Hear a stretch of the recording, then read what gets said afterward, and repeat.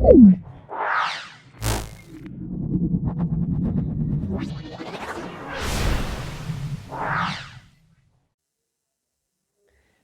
बच्चों। तो हम जो है आज अप्लाइड मैथमेटिक्स का पार्ट जो फर्स्ट चल रही है हमारी, उसमें हम addition and subtraction of vectors के बारे में आज जानेंगे। तो हम वेक्टर्स के बारे में आज पढ़ेंगे, जो भी वेक्टर्स का रहेगा आज थ्योरी। जो पार्ट हमारा एक रह गया है बीच में डिटर्मिनेंट, उसको हम बाद में कर लेंगे कवर। मैंने सोचा पहले हम इसे कवर कर लेते हैं, उसके बाद आगे चलेंगे हम। तो ये जो addition and subtraction of vectors है, इसको आज हम सीखेंगे इसके बारे में। तो कुछ डेफिनेशन है इसके बारे में पढ़ते हैं, उसके बाद हम आगे बढ़ते हैं। तो सदिशों का योग व अंतर, आज हम इसके बारे में पढ़ेंगे। अदिश राशियाँ क्या होती हैं जानेंगे, आपने वैसे पढ़ा हुआ है पहले तो सारा कुछ इसके बारे में, राशियों के बारे में। तो राशियाँ कैसे क्या होती हैं, अदिश क्या होता है, ये सारा कुछ पढ़ा हुआ है। तो देखो अदिश राशियाँ क्या होती हैं, इसे कहते हैं स्केलर क्वांटिटीज़। तो वे राशियाँ जिनमें केवल परिमाण होता है, क्या होता है, केवल परिमाण होता है। वे राशियाँ जिनमें केवल परिमाण होता है, किसी दिशा से संबंध नहीं होता। समझ रहे हैं ना, यहाँ दिशा नहीं दिया होता है, वह हमारी क्या होती है, अदिश राशियाँ होती हैं। जैसे कि लंबाई है, द्रव्यमान, क्षेत्रफल, आयतन, समय, घनत्व, तापमान, चाल आदि इसके एग्जाम्पल्स आते हैं, अदिश राशियाँ हैं। सभी संख्याएं भी अदिश राशियाँ हैं, ठीक है। अब आ जाएगा सदिश राशियाँ। सदिश राशियाँ वो होती हैं जहाँ हमें परिमाण भी दिया हो और दिशा भी दिया हो। मतलब वे राशियाँ जिनमें परिमाण तथा दिशा दोनों का वर्णन होता है, सदिश राशियाँ कहलाती हैं। विस्थापन, बल, वेग, त्वरण, संवेग आदि सदिश राशियाँ हैं। तो ये आपको मेरे ख्याल से आई थिंक फिजिक्स में भी दिया हुआ है, तो ये पार्ट आपने पहले भी पढ़ा हुआ है, और तो इसमें आई थिंक कोई दिक्कत नहीं होगी आपको। तो सदिश का निरूपण क्या होता है, रिप्रेजेंटेशन ऑफ अ वेक्टर। देखिए कोई भी हमें लाइन दी होती है, सिंगल लाइन दी होती है, कोई भी सिंगल लाइन, जैसे किसी भी सदिश को एक सरल रेखा द्वारा हम निरूपित करते हैं, क्योंकि सरल रेखा में परिमाण तथा दिशा दोनों ही होते हैं, है ना। क्लियर है ना, देखो दिशा भी होती है और जो है एक लाइन भी होती, ठीक है। सरल रेखा में देखो परिमाण भी होता है, ये कितने माप की जो भी है, और ये हमारा क्या है, इसका डायरेक्शन दिखा रहा है कि ये साइड को जा रहा है, ठीक है ना। तो दोनों ही होते हैं, जैसे कि फिगर 5.1। तो रेखा ए बी एक ऐसी सदिश को प्रदर्शित करती है जिसका परिमाण ए बी की लंबाई के बराबर है, समझ रहे हैं ना आप लोग, तथा दिशा ए से बी की ओर है। बिंदु ए सदिश का मूल बिंदु या आद्य बिंदु तथा बिंदु बी सदिश का अंतिम बिंदु, समझ रहे हो। देखो इसे हम कहते हैं बी हेड और इसे कहते हैं टेल पॉइंट। मतलब ये होता है हमारा आगे का सिरा, और ये अग्र और ये पक्ष होता है। तो अंतिम बिंदु या टर्मिनल पॉइंट कहलाता है, ठीक है ना। तथा इस सदिश को ए बी द्वारा लिखा जाता है, ठीक है ना। ये सपोज दैट इसकी लेंथ जो है वो ए है और ये इसके इक्वल हो जाएगा। सदिश का संबोधन कैसे करते हैं, तो नोटेशन ऑफ वेक्टर।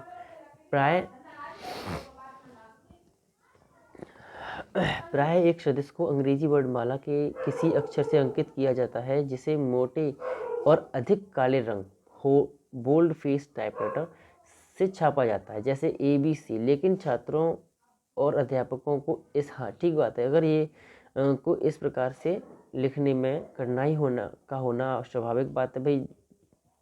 मतलब थोड़ा डार्क लिखने में दिक्कत होती है ना, इसलिए हम क्या करते हैं, उसके ऊपर एरो लगा देते हैं, जिससे कि हमें ये मालूम पड़ जाए कि भाई ये सदिश राशियों के बारे में यहाँ बात हो रही है, समझ रहे हैं ना आप लोग। जैसे अतः वे सदिशों को लिखने में vector A, vector B, vector C, मतलब इस वेक्टर का यूज़ करते हैं, इसीलिए या बार का यूज़ करते हैं, तो जिससे कि हमें ये मालूम पड़ जाता है कि ये हमारी क्या है, सदिश राशि है, समझ रहे हैं ना आप लोग। तो उसी तरीके से आगे जैसे कुछ के परिभाषाएं और भी हैं, उसके बारे में भी जान लेते हैं, तो तभी आगे बढ़ते तो बेटर रहेगा आई थिंक। देखो सदिशों का मापांक मतलब modulus of a vector. Modulus क्या होता है आप लोग जानते हैं, तो वही है, देखो किसी सदिश का मापांक वह धनात्मक संख्या है जो, वह धनात्मक संख्या, पॉइंट भी ध्यान रखना, वह धनात्मक संख्या है जो सदिश के परिमाण को बताती है। मापांक को सदिश का निरपेक्ष मान मतलब एब्सोल्यूट वैल्यू भी कहते हैं। मापांक जो होता है वो क्या होता है, सदिश का एक एब्सोल्यूट वैल्यू होती है, निरपेक्ष मान होता है। सदिश ए के मापांक को हम क्या कहते हैं, मोड ए द्वारा प्रदर्शित किया जाता है। और जो वेक्टर ए बी है उसका मापांक क्या होता है, उसका मापांक मोड ए बी के थ्रू हम लिखते हैं। इस तरीके से हम उसको जो है प्रदर्शित करते हैं, लिखते हैं। ये तो क्लियर है आप लोगों को आई थिंक। तो आगे बढ़ते हैं। इकाई सदिश, इकाई सदिश क्या होता है, यूनिट वेक्टर्स क्या होते हैं, इसके बारे में जान लीजिए। देखो जो भी हमारा है इकाई, एक बार ध्यान रखें, इकाई मापांक के सदिश को इकाई सदिश कहते हैं। किसे कहते हैं? इकाई मापांक के सदिश को हम क्या कहते हैं? इकाई सदिश कहते हैं। अर्थात यदि ए बी का मापांक 1 है, यदि ए बी का मापांक जो है वो क्या है? 1 है, तो हम क्या कहेंगे उसको? हम, ये हमारा क्या है? वह इकाई सदिश कहलाता है। ठीक है ना। तो सदिश ए के इकाई सदिश को ये क्या है बता, ये कैप है। कैप ए द्वारा पर निरूपित किया जाता है। इसके बारे में भी आपको कुछ है, वो समझाएंगे आगे आएगा आपको। और सदिश अर्थात सदिश ए की दिशा में इकाई सदिश क्या कहते हैं? उसको हम कैप ए बराबर ए अपॉन में मोड ए, इस तरीके से हम उसको निकालते हैं।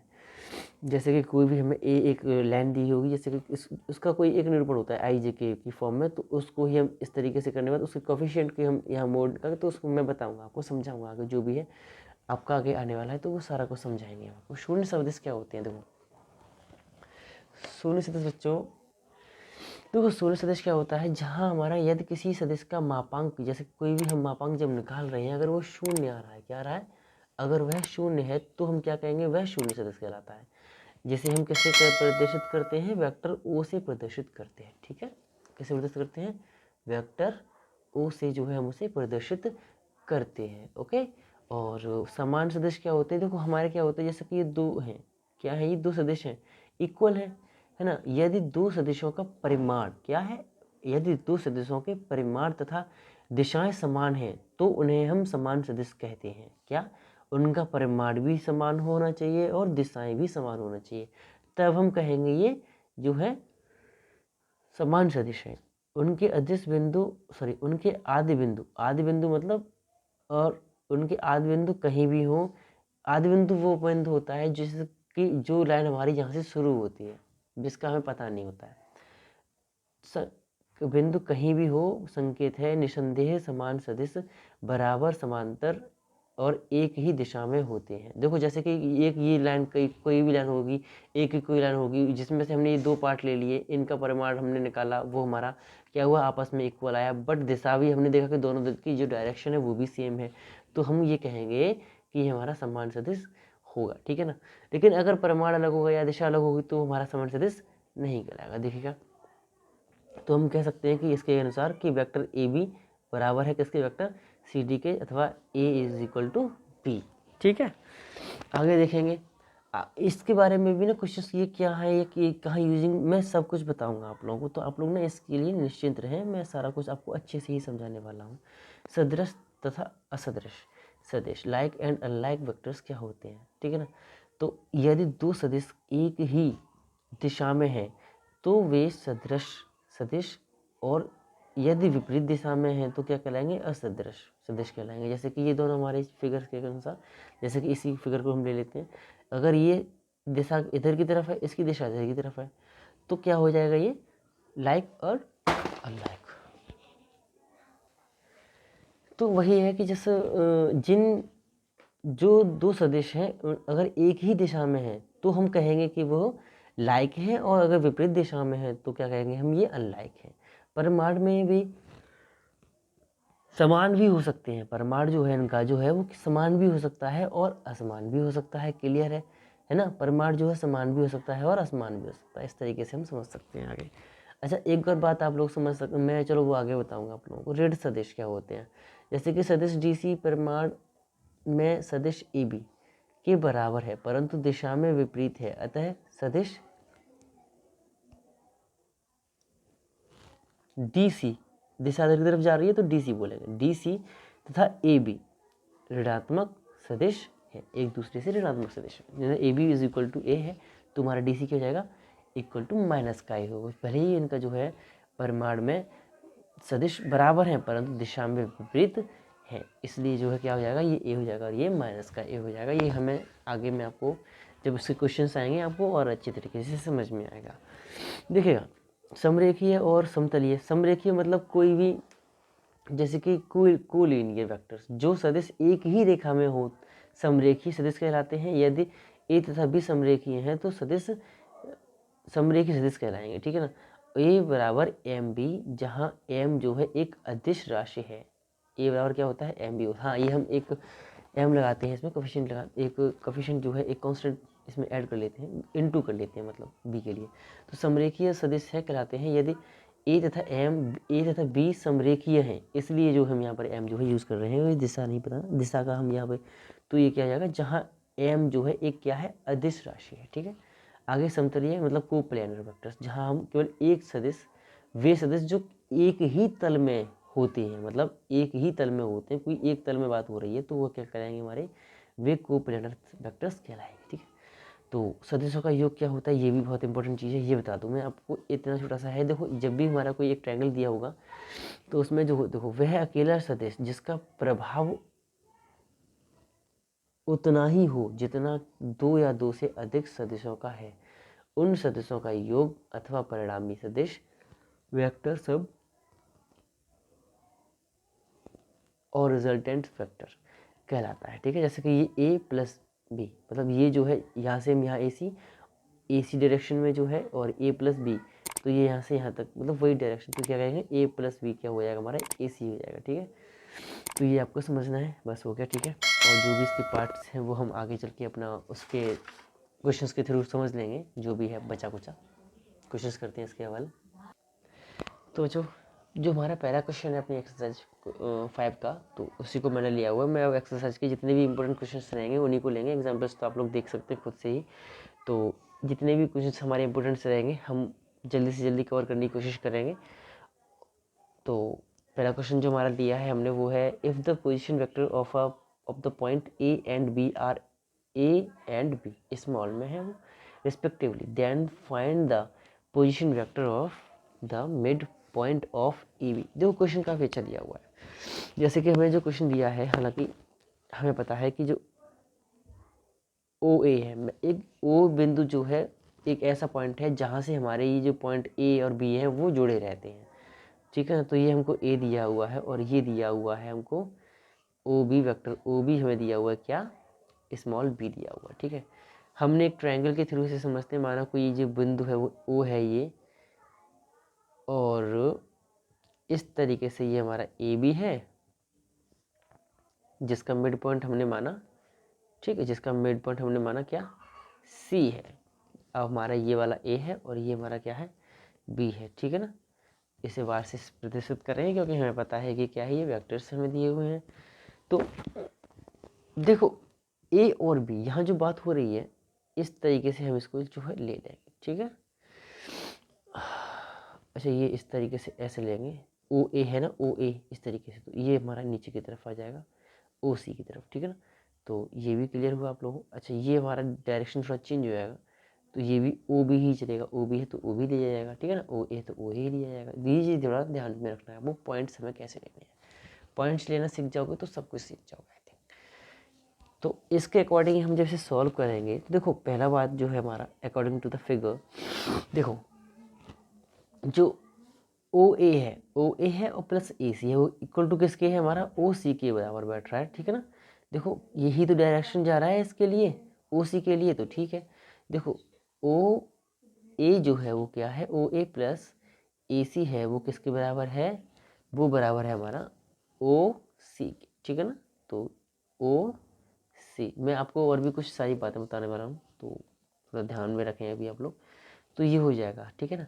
कुछ फाइंड्स करना सिखाना है अभी, तो फिर आगे है वो, तो काफ़ी सारे पॉइंट्स हैं अभी तो एक ये पॉइंट हो जाएगा और ये हो जाएगा, एक ये डायरेक्शन ऐसे जा रही है, तो O B plus B C is equal to O C, ठीक है ना। तो O B plus B C is equal to O C. देखो ये भी हमारा ओ सी बराबर एक उभयनिष्ठ रेखा, यही तो है। अब सी पॉइंट के लिए इसने पूछा हुआ है हमसे, मिड पॉइंट के लिए, तो मिड पॉइंट हमारा सी है, सी के लिए पूछा है, ओ सी निकलवाया है हमसे, ठीक है। तो निकालते हैं अभी, O B plus B C बराबर ये, ऐसा करो इन दोनों को ना ऐड कर लेते, ओ सी खत्म नहीं होना चाहिए ना, अगर घटा देंगे तो खत्म हो जाएगा। तो इन दोनों को अगर हम ऐड करेंगे तो हमें क्या मिल जाएगा, हमें मिल जाएगा, देखो O A plus A C plus O B plus B C, ये हमको यहाँ से मिल जाएगा, ठीक है ना। और आगे जब से हम इसे ऐड करेंगे तो ये क्या हो जाएगा, टू ओ सी हो जाएगा, ठीक है, टू ओ सी हो जाएगा। और ये हो गया हमारा टू ओ सी। अब देखो हमें पूछा है अब मुझे एक बात बताओ, मैंने अभी आपको डायरेक्शन जो है अपोजिट डायरेक्शन के बारे में नहीं बताया था, वो मैं आपको बता दे रहा हूँ। अपोजिट डायरेक्शन मतलब ये होता है अगर ए सी इसके बराबर है किसके, सी बी सी के बराबर है। ए सी जो है वो किसके बराबर है, बी सी के बराबर है। बराबर है लेकिन क्या है, अपोजिट है। ए सी और बी सी के क्या है, बराबर है लेकिन विपरीत है। और विपरीत होंगे तो क्या हो जाएंगे, ये कट जाएंगे। तो क्या बचेगा हमारे पास, ये दोनों कट जाएंगे, बचेगा क्या, ओ ए प्लस ओ बी बराबर 2OC। ये बात आपको समझनी है। अगर ये विपरीत डायरेक्शन में है तो हमारा क्या हो जाएगा, ये बराबर है, और विपरीत डायरेक्शन में तो एक पॉजिटिव हो जाएगा और ये इसके क्या हो जाएगा, AC के नेगेटिव में बराबर, मतलब ये BC बराबर हो जाएगा माइनस AC के। तो ये कट जाएगा, बचेगा क्या, ये दोनों बचेंगे, वो हमने लिख लिए, हो गया। ठीक है ना। तो ये 2OC हमने निकाल लिया। इसका मान यहाँ लगा दो, OA और BC, हमें OC का मान चाहिए ना, इसलिए तो OC का जो मान होगा वो क्या हो जाएगा, देखो OA क्या है, A है, वार A प्लस बी अपॉन में जो 2 था वो अपॉन में ले आओ, ये हमारा इसका आंसर हो जाएगा आई थिंक। तो फिर ठीक है ना। आई होप कोई दिक्कत नहीं हुई आप लोगों इस क्वेश्चन में। क्वेश्चन काफ़ी अच्छा था, कोई दिक्कत नहीं थी। अगला जो क्वेश्चन है वो भी बढ़िया है। देखो मैं ये चाह रहा था कि जो भी क्वेश्चन है आपको एक पॉइंट और मैं आपको सिखा दे रहा हूँ उसके लिए। ये ज़्यादा क्वेश्चन एग्जाम्स में हल्के फुल्के आते हैं, तो आई थिंक बस समझ लीजिएगा आप इन्हें, उस क्वेश्चन को अच्छी तरीके से, बस और कुछ नहीं है। तो अगला जो क्वेश्चन है वो देखते हैं आप। तो अगला जो क्वेश्चन है ना, सेकंड क्वेश्चन लिया हुआ है मैंने, बहुत अच्छा है और बहुत इजी भी है, ज़्यादा बड़ा भी नहीं है। क्वेश्चन सही है, आता भी, पूछा गया क्वेश्चन है काफ़ी बार। तो देखो, in the triangle ABC prove that AB plus BC plus CA is equal to vector O। और वेक्टर O का मतलब क्या होता है, वो होता है 0। ठीक है, आपको बताया था ना, अभी मैं पढ़ाया था ना शून्य सदिश के बारे में, तो वही हमारा ये है। तो देखो ट्रायंगल ABC है हमारे पास, ये इसमें दिया हुआ है क्लियरली। तो ठीक है, एक ट्रायंगल ABC बना लो, चाहे कैसा भी बन जाए, बस हमारे पास बस ट्रायंगल होना चाहिए। तो इसे माना हमने A, ये माना हमने B, ये माना हमने C। तो देखो ABC जो है ये क्या है, AB दिया है तो ठीक है, AB ऐसे चलेगा। BC दिया है तो BC ऐसे चलेगा। और CA दिया है तो CA ऐसे चलेगा। ठीक है, अब हमें पता है कि AB प्लस बी सी जो है वो किसके बराबर होता है, वो बराबर होता है AC के। किसके बराबर होगा हमारा, AC के बराबर होगा। तो देखो अब हमें इसकी डायरेक्शन को थोड़ा चेंज करना होगा, क्या करना होगा, चेंज करना होगा। देखिएगा, बताते हैं अभी आपको। देखो AB प्लस BC और प्लस CA बराबर 0 प्रूव करवाया ना हमसे। तो हमें पता है कि AB प्लस BC बराबर क्या हो जाएगा, CA क्या हो जाएगा, AC हो जाना चाहिए। वैसे तो इसकी डायरेक्शन ऐसी रहनी चाहिए, ट्रायंगल की डायरेक्शन ऐसी रहनी चाहिए, तब हमारा जो है बन जाएगा। लेकिन हाँ, इसके अकॉर्डिंग ट्रायंगल बनेगा तो ऐसे बनेगा। लेकिन जो हमारा वेक्टर वाला है वो क्या कहेगा कि AB प्लस BC बराबर क्या जाएगा, वो AC होगा हमेशा ही। हमें पता है, हमें बताया था अभी आपको कि जो भी डायरेक्शन है भाई, जहाँ से हम शुरू कर रहे हैं एंड पॉइंट हमारा जो C है, तो वो AC से ही यही बनेगा हमारा। ठीक है ना। इन दोनों के बीच में ऐसे ऐसे देख लो, या फिर आप AB प्लस BC क्या बीच में आ रहा है, B हट के AC तो आ रहा है। देखो ऊपर भी देख सकते हैं आप, अगर ये समझना ही चाहते हैं तो। देखो OC हमने क्या लिया, OC पहला और लास्ट पॉइंट। ठीक है ना। तो इसी तरीके से अगर आप यहाँ समझना चाहें तो AC ऐसे समझ सकते हैं आप लोग, CA। ठीक है, बराबर क्या है, चलो बराबर बदल जाएंगे। अब देखो ये जो है हमारा ACCA दिया हुआ है, हमें क्या करना है, इसको अगर हम एक बात ध्यान रखें, जब भी हमें कोई भी AB पॉइंट दिया हुआ है और हम इसे डायरेक्शन जो है चेंज करना चाहते हैं, इसको BA में चेंज करना चाहते हैं, तो क्या लगा देंगे, इसके आगे हम नेगेटिव लगा देंगे। तो ये क्या हो जाएगा, नेगेटिव हो जाएगा। तो AC माइनस हो जाएगा क्या, AC बराबर क्या हो जाएगा, 0 हो जाएगा। और ये हमारा क्या हो जाएगा, बराबर में वेक्टर ओके। और यही हमसे प्रूव करवाया था, बस थोड़ा सिंपल सा।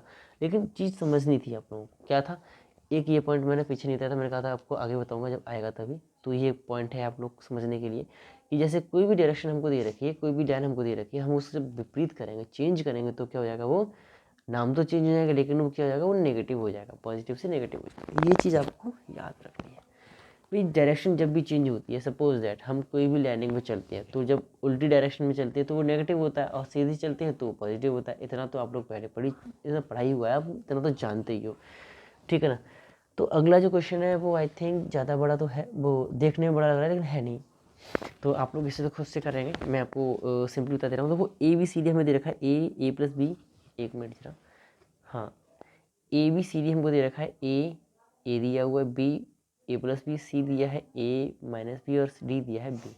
देखो हमें जब भी दिया होगा और ये ऐसे दो वेक्टर दिया तो क्या है पता है, इस पोजीशन वेक्टर दे रखे हैं, इसका मतलब ये कहीं ना कहीं से लगे हुए हैं, तो ओ ए ओ बी ओ सी ओ डी, इस तरीके से हम सॉल्व इसे करेंगे, ठीक है।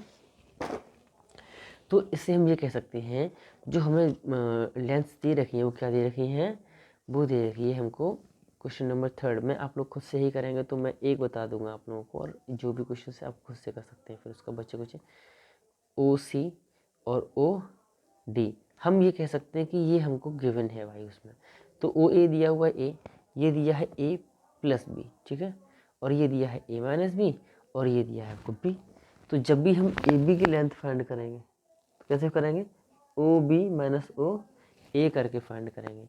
तो ओ बी कितना दिया है, ए प्लस बी दिया है, ए प्लस बी माइनस ए कर देंगे, तो इस तरीके से हमको क्या मिल जाएगा, ए बी मिल जाएगा।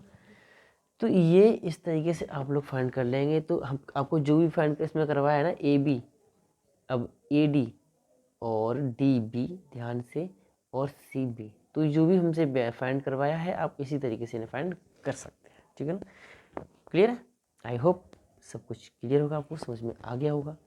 तो जब भी हम ऐसे कभी भी उसकी लेंथ निकालेंगे तो कैसे निकालेंगे, ओ बी इसमें से इसको घटा देंगे, मतलब ठीक है ना, ओ बी में से इसको घटा देंगे, मिल जाएगा हमको, बस क्लियर है। तो अगला जो क्वेश्चन है वो एक पैरेललोग्राम के ऊपर है, एक समांतर चतुर्भुज के ऊपर है, तो उसे करते हैं अगर ठीक है। उसके बाद हम कुछ जो इसके जो बड़े क्वेश्चन हैं उनको भी देख लेंगे आज ही, और इस पार्ट को आज हम ख़त्म कर देंगे यहीं पे, ठीक है ना। तो वो बेटर भी रहेगा और आपका एक पार्ट यहाँ ख़त्म हो जाएगा, और अच्छा ही है आप लोगों को जितना जल्दी कवर हो जाएगा उतना जल्दी। और डिटरमिनेंट तो आपने वैसे क्लास में पढ़ा ही है, तो कोई दिक्कत नहीं होनी चाहिए आई थिंक। तो जो अगला क्वेश्चन है हमारा वो है समांतर चतुर्भुज के लिए, और उसमें हमें ये प्रूव करवाया हुआ है कि कोई भी एक कोई दिक्कत नहीं, बहुत अच्छा क्वेश्चन दिया हुआ है, और इसे आपका एक पार्ट आप खुद करेंगे और एक पार्ट मैं कर ही दे रहा हूँ, और बता दूंगा आप लोगों को कैसे करना है। तो ये हमें ये बी और ये डी और ये सी, इस तरीके से पॉइंट्स हमको दिए हुए हैं, आप लोग डायरेक्शन ले सकते हैं अपने आप। देखो ए सी हमें बी सी के लिए जाना होगा तो हम क्या करेंगे, ए सी डायरेक्शन है ना, ए सी भी ले लेते हैं, और बी डी डायरेक्शन दे रखा है तो बी डी भी ले सकते हैं हम लोग यहाँ पर। तो ये हमारे पास मिल चुका है A B plus C D, A B plus C D, A B ऐसा चल रहा है और सी डी ऐसा चल रहा है, ठीक है। और ए सी ऐसा चल रहा है और बी डी ऐसा चल रहा है, ठीक है ना। अब बात आती है बी सी की, तो बी सी तो हमारा सिंपली ऐसा चल ही रहा है, तो ये क्लियर हुआ डायरेक्शन जो है ऐसी ही रहने वाली है इसकी, ठीक है। इन्हीं डायरेक्शन से इसको सॉल्व कर लेते हैं हम। तो देखो पहला जो क्वेश्चन बन रहा है हमारा वो बन रहा है, एक मिनट जरा,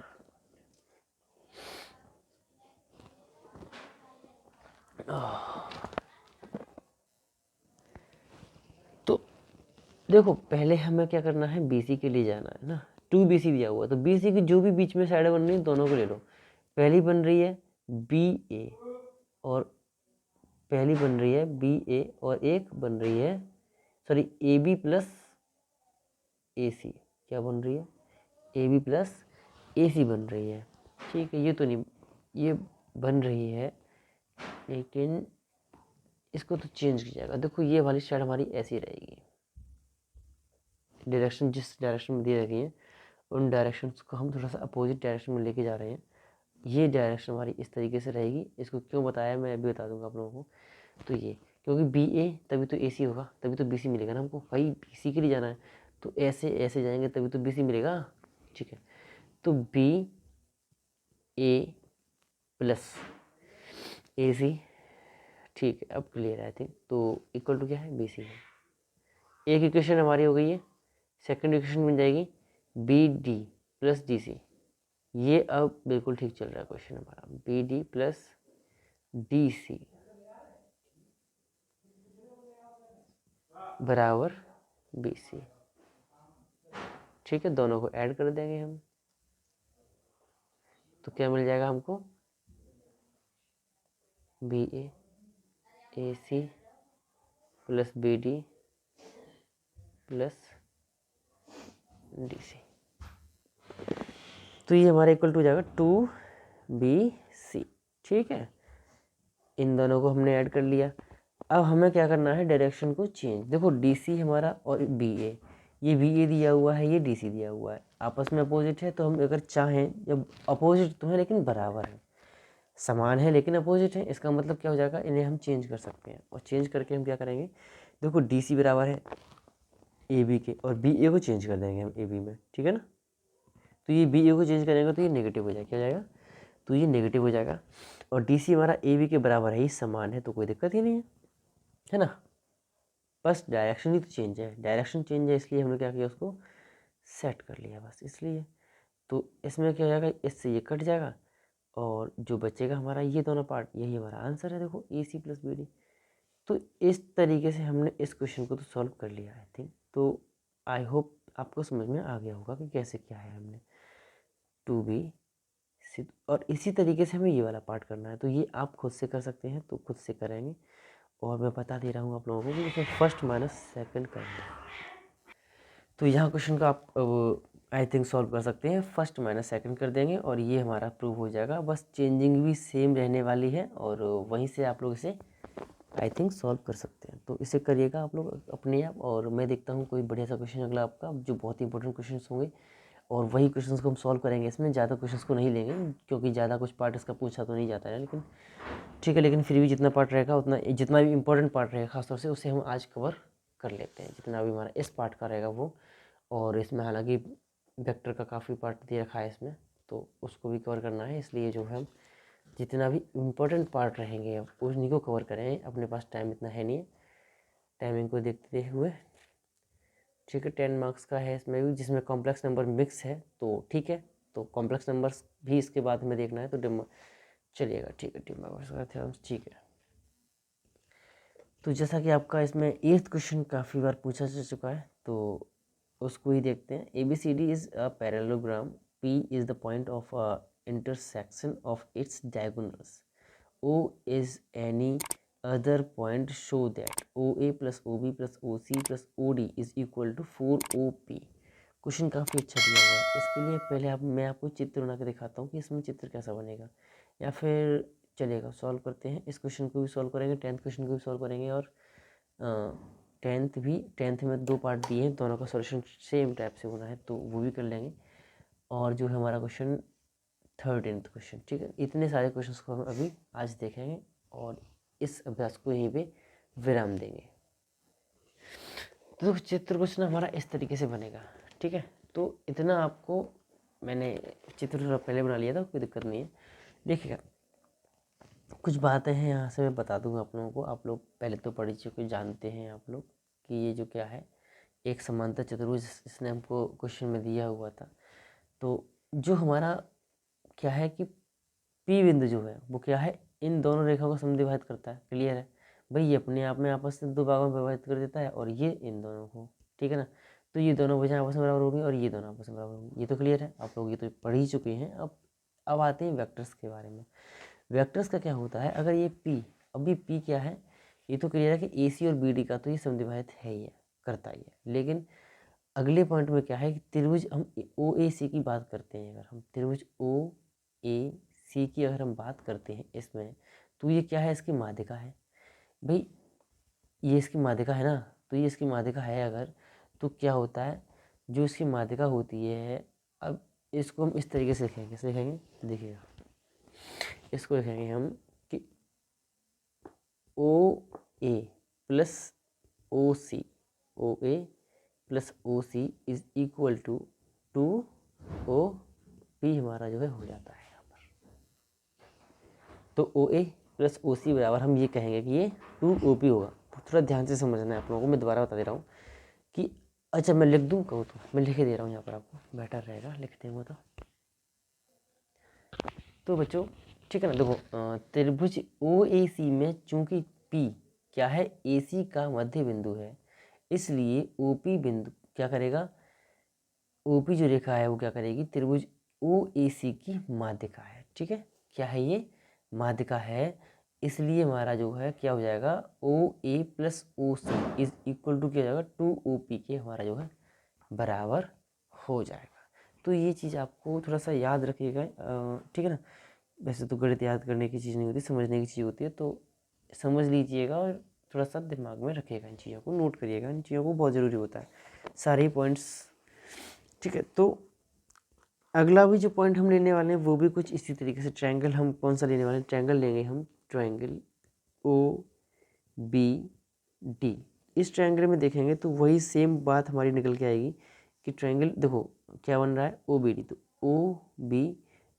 OBD, तो जैसा कि ये त्रिभुज लिया था वही हमने ये वाला लिया, तो इसमें भी हम क्या कह देंगे, इसी कंडीशन के अकॉर्डिंग, तो क्या कह देंगे हम कि OB plus OD is equal to क्या, किसके बराबर है वो, ये वो जो बराबर होगी भाई, किसके होगी, वो होगी बराबर सेम है, ठीक है, 2OP के, ठीक है, क्योंकि वही जो त्रिभुज ये बन रहा है उसको भी यही चीज़ समद्विभाजित कर रही है, तो इसको भी हम क्या करेंगे, OP ही लिखेंगे, तो ये हमारा सेकंड हो जाएगा, ठीक है, ये जो इक्वेशन हो जाएगा सेकंड हो जाएगा।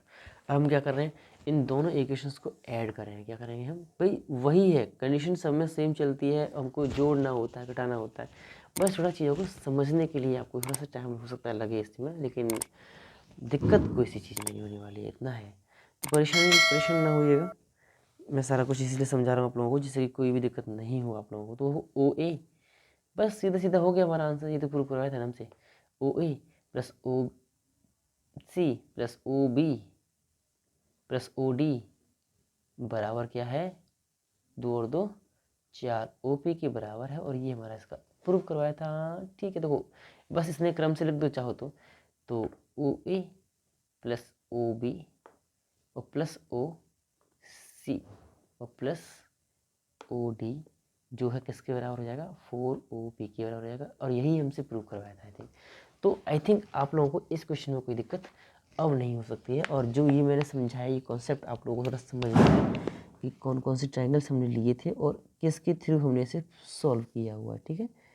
तो कोई दिक्कत नहीं है, ठीक, इतना ही आप लोगों को समझना था, मैंने समझा दिया है।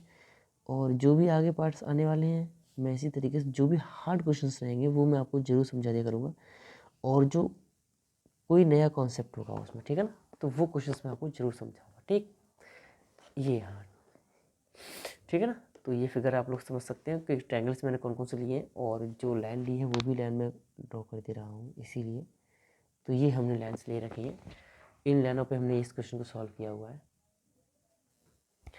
तो इसमें एक ये क्वेश्चन जो है इम्पोर्टेंट और है, और एक क्वेश्चन और है, तो ये 2 क्वेश्चन को सॉल्व करने के बाद हम इसे ख़त्म कर देंगे, बस इतना ही करेंगे और ज़्यादा करने की ज़रूरत नहीं है। और वेक्टर्स का जो भी और पार्ट है उन्हें हम जितना भी इम्पोर्टेंट पार्ट रहेंगे वो सारे कर लेंगे, ये क्लियर है।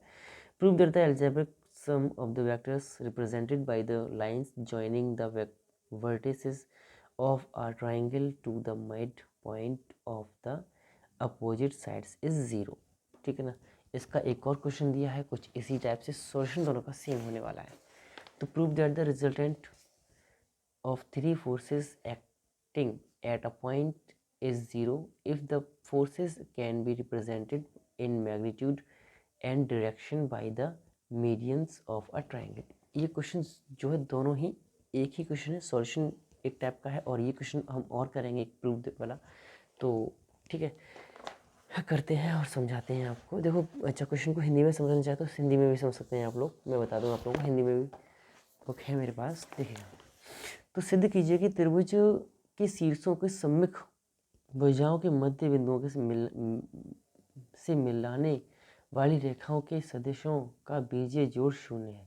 सिद्ध कीजिए कि एक बिंदु पर लगे हुए 3 बलों का परिणामी 0 होगा यदि बलों के परिमाण तथा दिशाएं त्रिभुज के शीर्ष कोणों से सम्मुख भुजाओं की ओर खींची गई माध्यिकाओं के से निरूपित होती हैं। ये क्वेश्चन हमारे हैं, ठीक है। सिद्ध कीजिए त्रिभुज के शीर्षों का सम्मुख भुजाओं के मध्य बिंदुओं से मिलाने वाली रेखाओं के सदिशों का बीजीय जोड़ 0 है। ये क्वेश्चन कुछ इसमें क्वेश्चन मिले हुए हैं, तो उनका सॉल्यूशन सेम होने वाला है। तो क्वेश्चन घुमा के दे दिया है तो कोई दिक्कत ही नहीं है।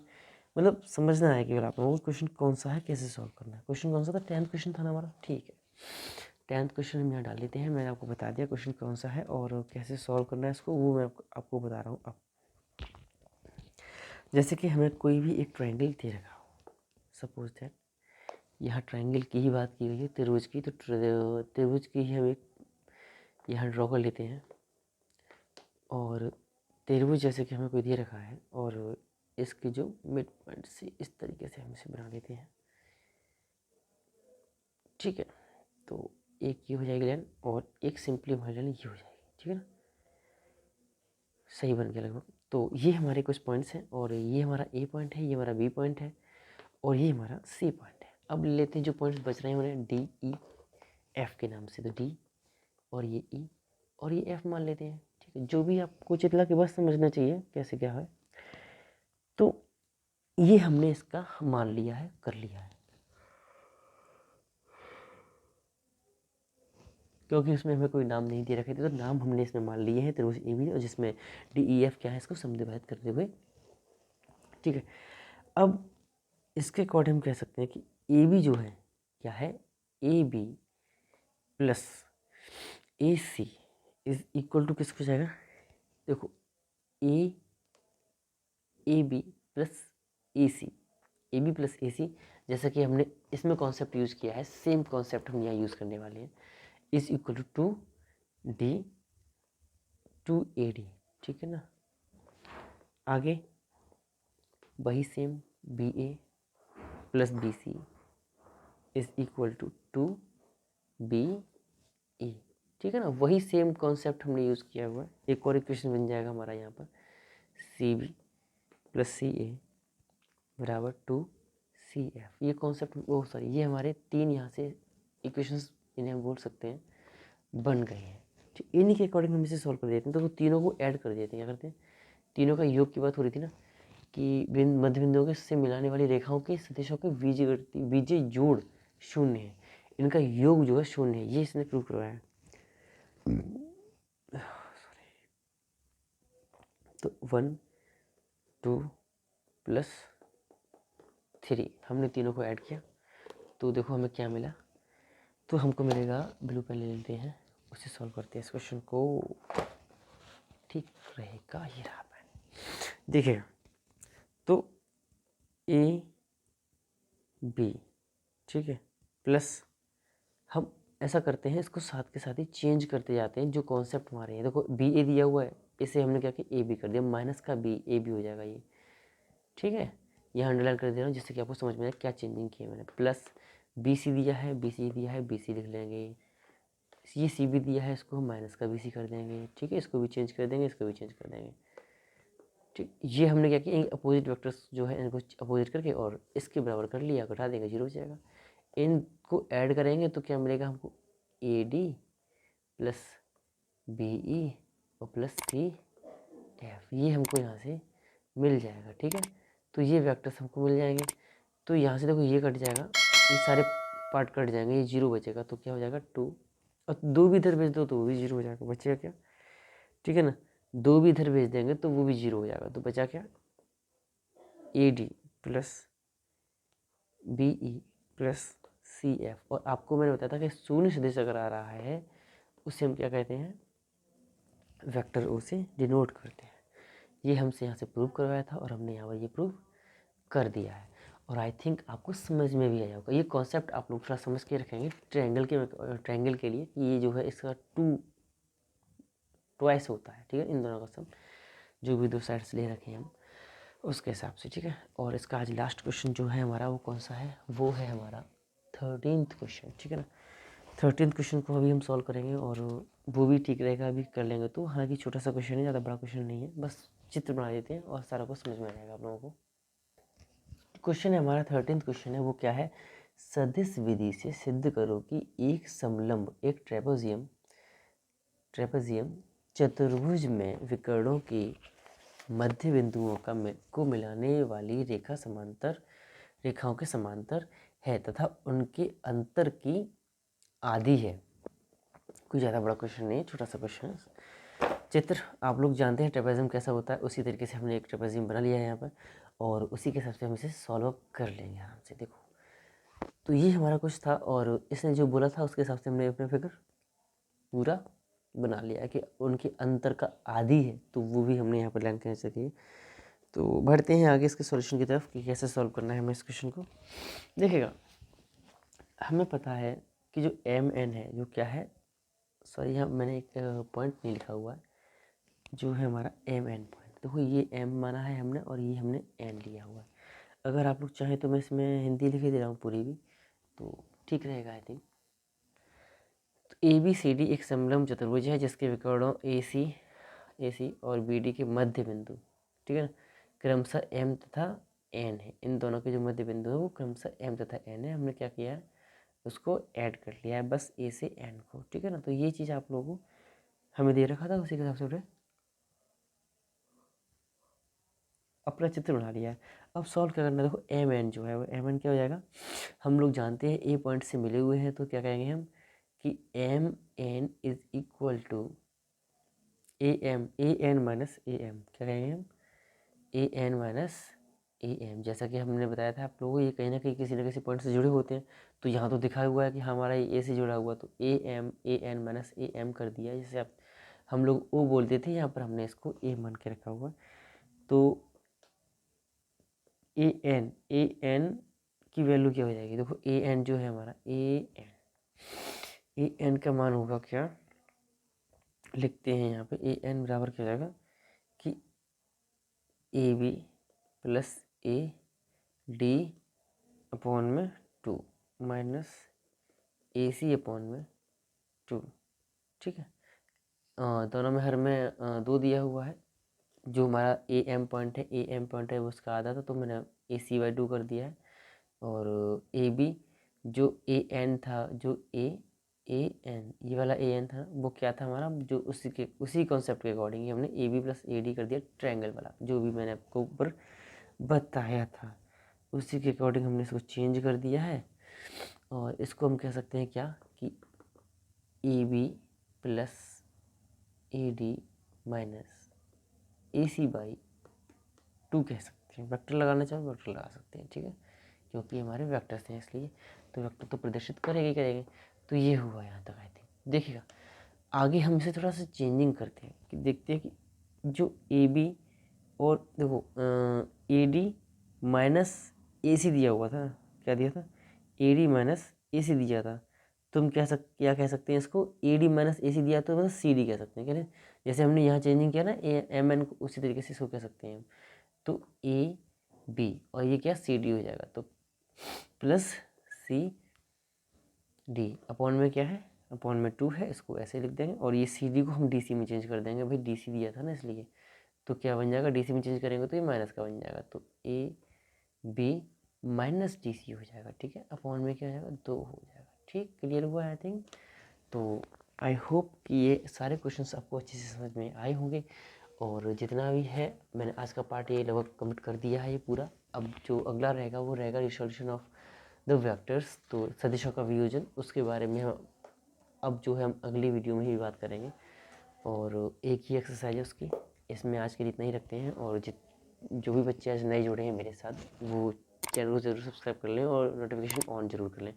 और अपने दोस्तों के पास वीडियो को शेयर करना ना भूलें, शेयर करना जरूर याद रखें। सभी को शेयर करें अपने फ्रेंड्स के पास में, और जितने भी जिसके लिए भी उपयोगी है वीडियो है ये, उसके पास ज़रूर शेयर करें। और जो भी वीडियो अच्छा लगा है तो प्लीज़ लाइक कमेंट जरूर करें और शेयर करना ना भूलें।